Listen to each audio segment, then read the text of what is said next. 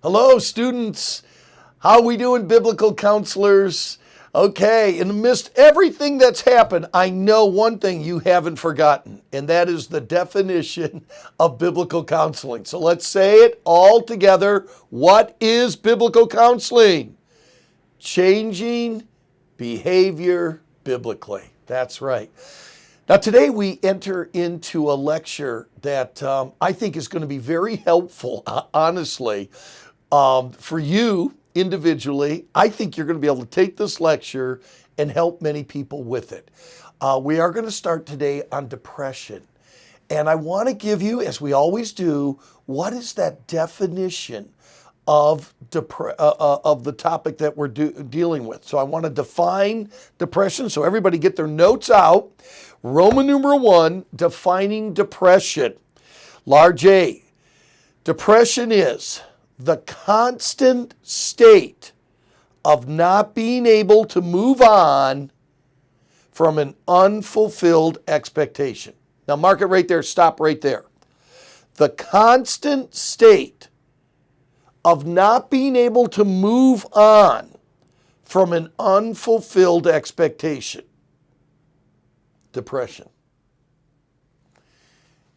Now that is a very profound statement. So we need to kind of chew on it and meditate on it, consider it for a moment. The constant state. It's present right now. It was present yesterday. It's going to be present tomorrow, given all things.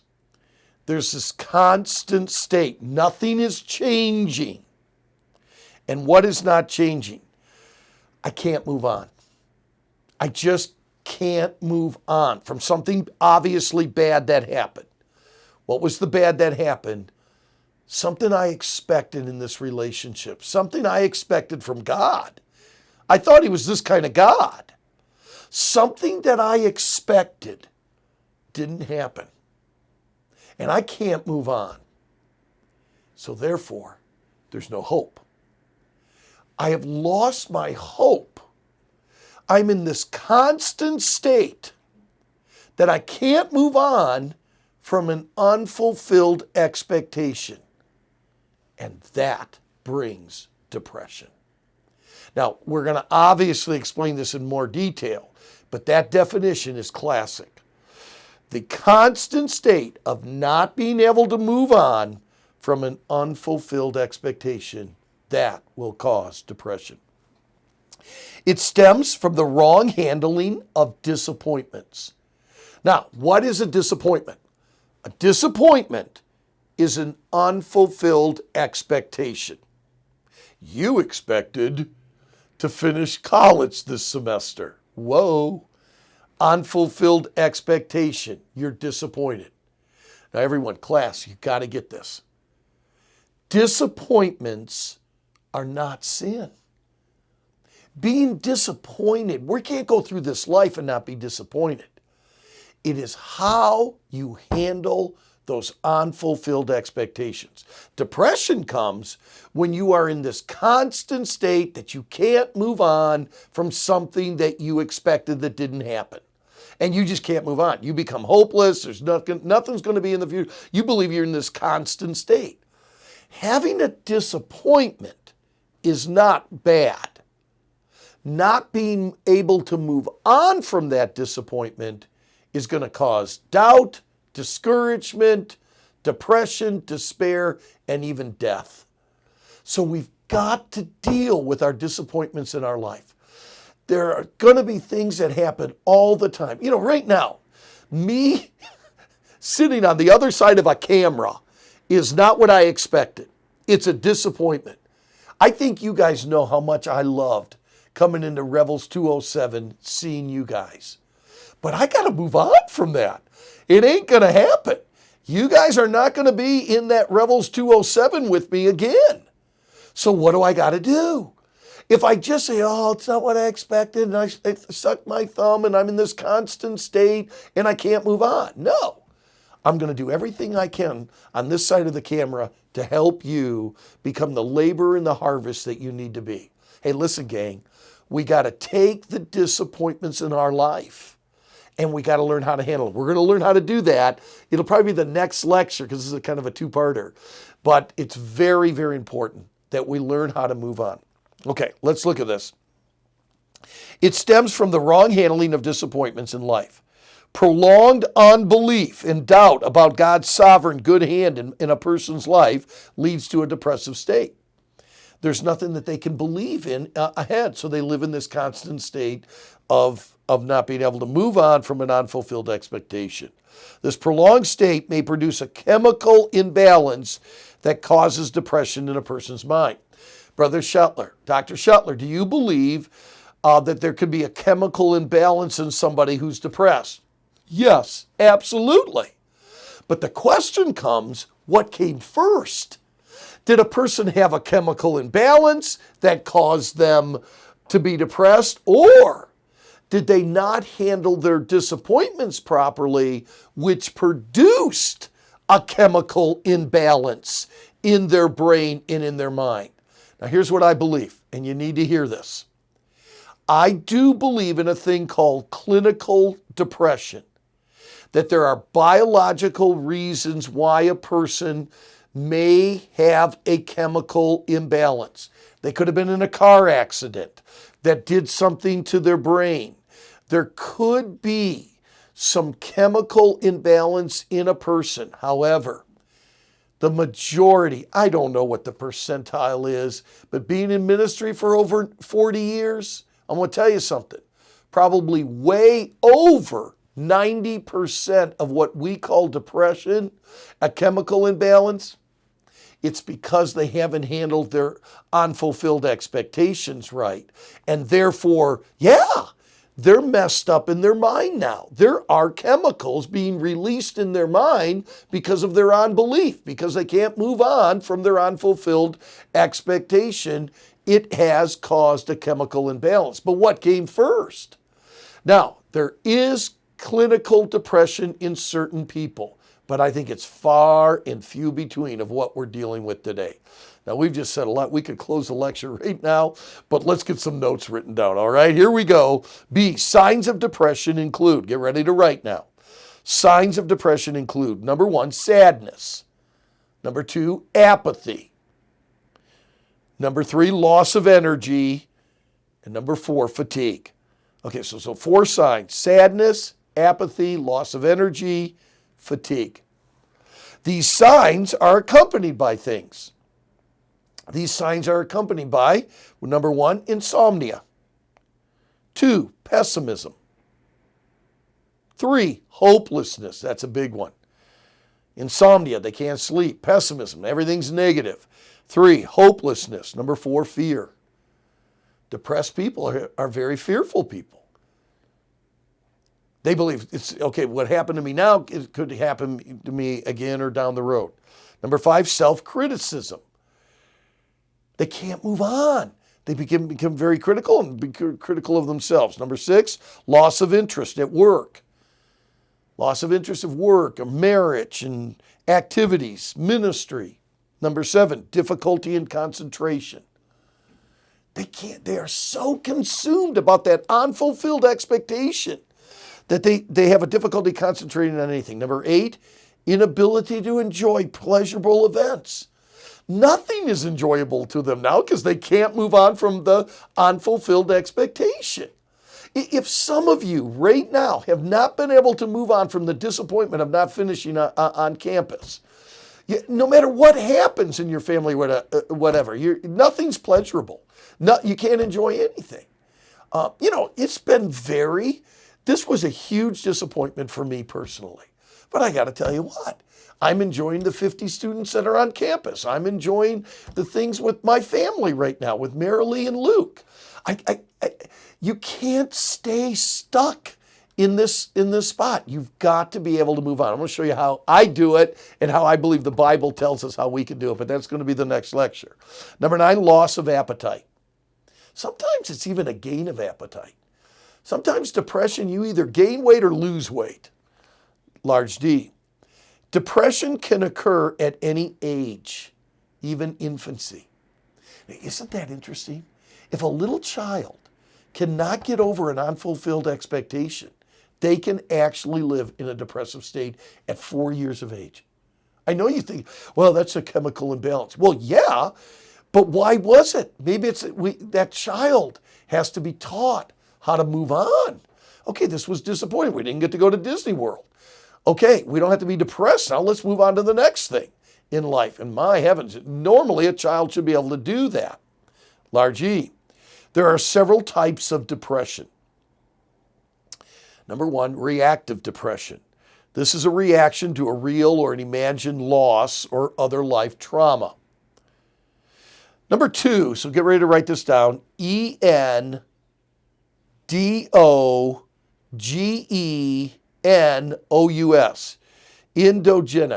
Endogenous depression. This arises spontaneously from within and is most commonly found among elderly people. This could be the beginning of dementia. This could very well be a clinical problem, a biological problem in their brain because of old age and things that are happening. Number three is psychotic depression. Psychotic. This is intense despair and self-destruction attitudes, often accompanied by hallucinations and loss of contact with reality. Number four is neurotic depression. Do you remember neurotic fears? Neurotic meant what? Exaggerated. So this is, see now, this disappointment, this unfulfilled expectation is huge. It's the only thing that matters in life.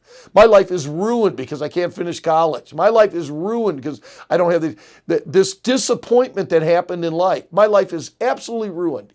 They've become neurotic with it. This is a mixed with high levels of anxiety. Some depression is chronic. Oh, it's so sad, which is long-lasting and resistant to any, sometimes even to treatment. Number six, other depression is acute, which is very high and intense, but short-lived and often self-correcting. And you know what? I could think that, the disappointment, the magnitude of that for many of our students and what has just occurred and what's happening in our country right now and how many things have been canceled. It could be a little bit acute for a little bit, but you got to learn how to move on, and we're going to teach you how to do that in the next lecture. Large F. Most professionals differentiate all these types of depression from discouragement. Now, I want to talk to you about discouragement. I think discouragement is a problem, and I think it's even a sin.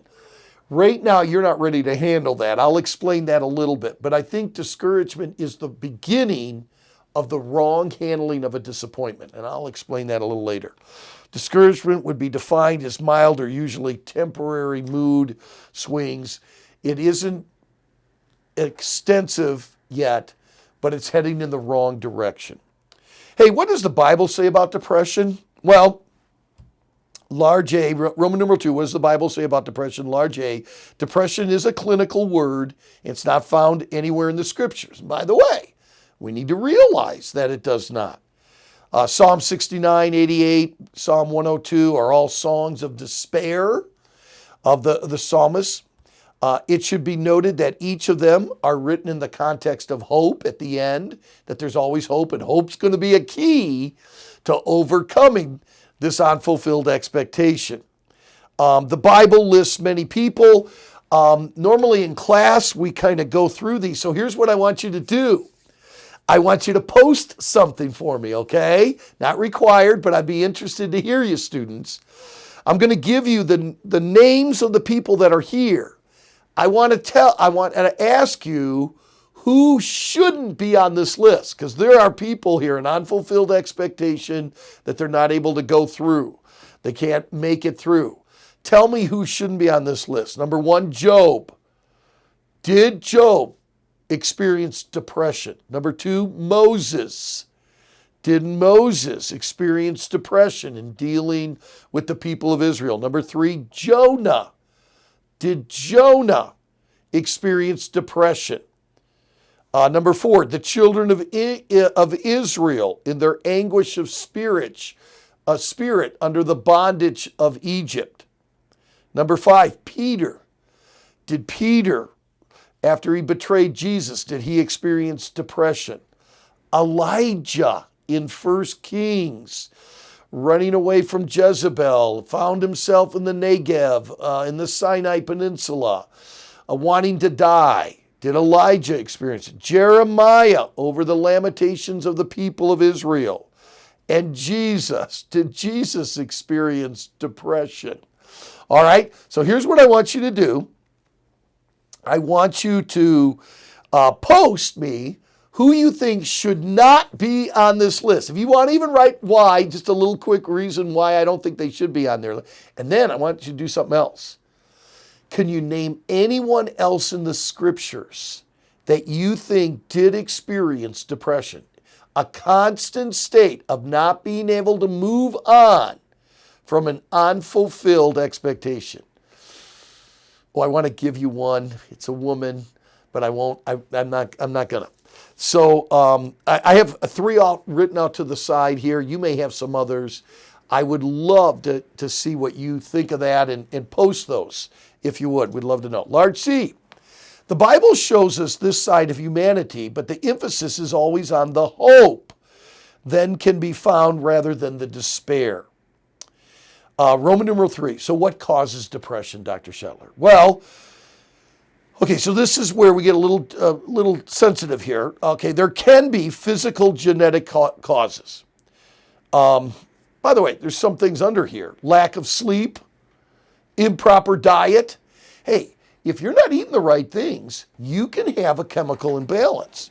You don't sleep right and you're not getting enough sleep, that can also cause some problems. Effects of drugs can cause depression. That can produce that chemical imbalance. Low blood sugar, brain tumors. Depending upon where it's placed itself in the brain, it could cause a chemical imbalance. Glandular disorders can be as well. Okay, so there can be some physical reasons for this constant state of not being able to move on with an unfulfilled expectation, and they could be some physical things that are happening. Large B, could be background causes. According to research, children who are deprived of warm human relationships will show apathy, poor health, and sadness. Parents who blatantly or subtly make comments that they regret having their children can also cause this. Status-seeking families who set unrealistic goals for their children that they are unable to meet. That can be, they're constantly living in a constant state of unfulfilled expectations. I'm not living up to the expectations of my parents. It's a constant state. They're going to be depressed. Large C, learned helplessness. Depression often comes when an encounter situation over which we have no control. A grieving person can do nothing to bring back the loved one. A student just doesn't have the ability to succeed academically, and they're living in this constant state of an unfulfilled expectation. I expected God to help me more. I expected that I would die before my loved one, and they can't move on. An older person who cannot turn back the clock of time and restore physical or mental capabilities.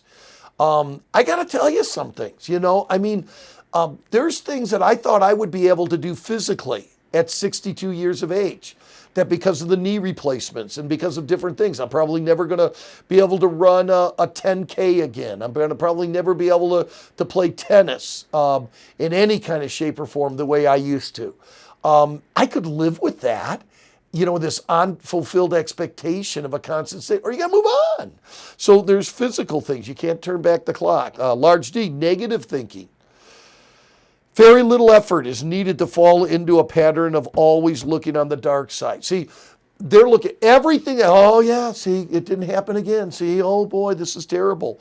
And they can't move on. We're going to show you next lesson how to overcome all this. The world in life is seen in a series of burdens, obstacles, and defeats. Small b, they see themselves in a negative way. I'm inadequate, unworthy, I'm no good. They see themselves in this negative way. Small c, they see the future in a negative way. They have no hope for the future. Everything is bleak because of what is happening. They can't move on. 3, Sometimes a person will express negatives about themselves in order to receive a compliment. You ever seen people do this? Oh, I'm so bad and everything. They want to receive a compliment. Oh, I did so badly. They're hoping, of course, that someone will say, no, you really did well. This does not solve the problem that exists already in their hearts. They get that immediate little pat on the back, but it's not taking care of the unfulfilled expectation. Some people think negatively because then they are less likely to be disappointed. If you're thinking like that, I'm just going to think all the bad things in the world so that, if that doesn't happen, well, then there's some hope. And that's not dealing with the problem at all. Large E, life stress. Stress is known to cause depression, particularly if that stress involves a loss of something. The non-fulfilled expectation now. Now I got to do this. I don't know if I can do this. I don't know if I can handle this. That life stress can build more. And we're going to show you the next lesson, how you're going to be able to overcome it. I can't wait to get there.